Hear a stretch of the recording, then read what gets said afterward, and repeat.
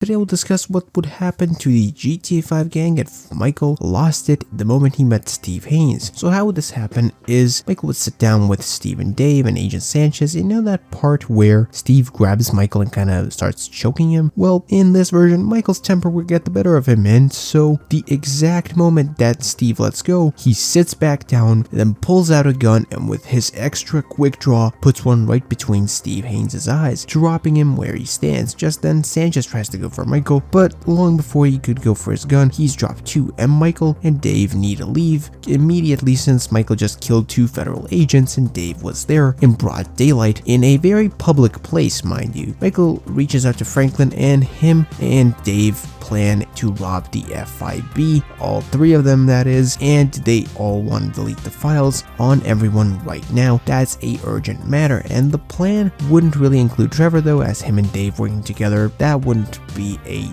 pretty sight to see, to say the least, and Trevor would have no idea what's going on, and with the help of Lester, the gang would rob the FIB, making sure that even if they get taken in, they don't know who Michael really is, they don't know about his deal with Dave, and they also have no info on Trevor, allowing him to no longer be off the grid as well. Real quick though, if you're enjoying this video so far, leave a like on it and subscribe to the YouTube channel. We're trying to get to 3K subs before GTA 6, and if you feel like it, make sure to check out my channel memberships, that'll help a lot. This way the FIB raid would happen way earlier, and Steven Sanchez would never be a problem. However, the crew would still have to lay low, probably out in the desert, you know, somewhere in the Alamo Sea or whatever, with Dave for a good half a year, maybe even more, and this is when they'd actually do the Polito score, since they'd eventually run out of money and have no choice. But in a matter of maybe half a year, like I said, maybe a few months more, the gang would be able to return to Los Santos, as well no one could find them, and I don't think they'd be looking for them out in the Alamo Sea. And also the files are deleted because they did the FIB raid earlier, so they're pretty chill in terms of that. And then everything happens just like in the original, except for the Merryweather heist, in which in this reality no one would really want to participate in. When Dave would tell them about what Trevor's really trying to steal, I think Dave would catch on to that really quick. Blitz play never happens as well, Steve's dead, and they never meet Devin Weston, and Michael never meets Solomon Richards. Now as for things with Martin Madrazo, that whole thing stays the same, and while Michael and Trevor would be on the run for a second time in this reality, in this version they wouldn't really be messing with Merryweather though. Instead, Trevor would